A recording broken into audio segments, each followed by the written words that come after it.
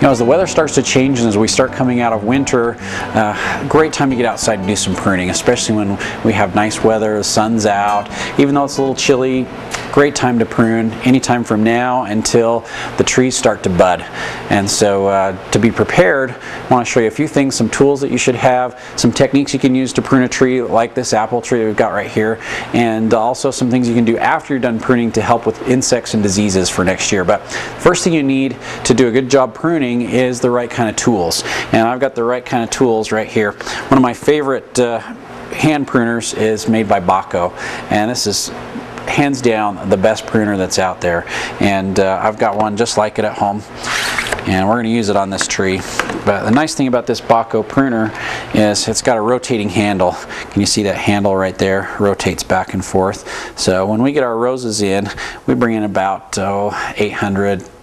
750, 800 roses, and I can prune all those roses in 1 or 2 days with my pruner and not even get a tired hand, because as you close up the pruner, the handle rotates with your hand.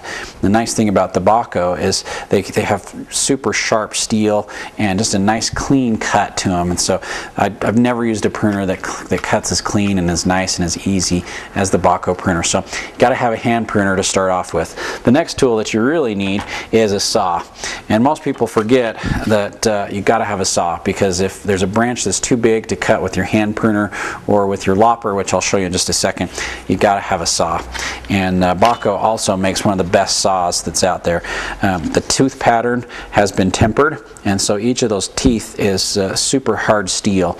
They keep their edge for the longest time possible, and they just cut like crazy. So this is a fixed blade saw. They also make one that's a folding saw too, so you can fold the blade into the handle if you're climbing up in the trees. That's kind of nice to have. But this one comes with a little holster and it fits right in there. But one of the fastest cutting saws that I've ever used to cut with. In fact, I've cut 4-inch round diameter maple with it, you know, a tree that's probably about that big, with about 12 or 15 poles. It'll just cut right through it. So one of the best saws ever. Got to have a saw if you're going to do any pruning. Next, you really need a Lopper, and Corona makes great loppers. Baco makes a really good Lopper. I like this Lopper from Corona because it's not too expensive. And if you're only pruning, you know, once a year, twice a year at the most, you don't need to spend the most money for a Lopper. But this is just a good quality Lopper. It'll cut anything up to about 1 inch to 1.5 inches in size. Anything that's bigger, you've got to switch to the saw. And if you're really pulling down on it, you won't get it to cut. That's when it's time to use the saw. So loppers, got to have a Lopper, got to have a good hand pruner, got to have a good saw, and a pole pruner is a really nice thing to have too.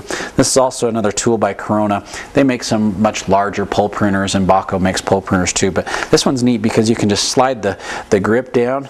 As that grip slides down, the Lopper closes up, and so it's a nice long reach pruner that you can use. As you slide that down, that mouth closes up and cuts, and a very easy pruner to use, and gives you that extra reach if you have a really tall tree and you want to get in there. But what I'm going to teach you in just a short amount of time is how to prune a tree, especially a fruit tree like this. First thing we want to look for is anything that's dead, damaged, diseased, or broken, and we're going to prune those right out. Anything that's shooting back into the center of the tree, or anything that's crossing over or rubbing up against another branch, or eventually as it grows it's going to cross over another branch, we want to remove that as well too. And each fruit tree needs a little bit different pruning. So we're going to start with this smaller apple tree, but if we were pruning a peach or a cherry, we'd want to open up the center a little bit more, where with the apple tree we'll leave this central leader and let it continue to grow up. But there's a couple things you really want to look for when you're doing some pruning, and one of those things is, if we look at this branch right here, and you'll probably want to focus in a little bit closer, right here there's a bud that's starting to grow. This is called the terminal bud. And that terminal bud, if we don't do anything with it, it's going to continue to grow out this way. And sometimes that's a good thing and sometimes that's a bad thing. So you want to decide whether you want to leave those terminal buds on and let them continue to grow outward like this, or if we want to go back to one of these lateral buds. These are called lateral buds, and they kind of alternate on different sides of the branch as it heads back towards the main trunk trunk of the tree, these lateral buds will grow out in these directions, coming off, in the same direction that they're pointing. And so if we don't want this tree to continue to grow out like this, but we want it to bush out a little bit more, we're going to take off this terminal bud and prune back to one of these lateral buds instead. And when you make a pruning cut, you want the blade to be on the side closest to the bud that you're going to leave.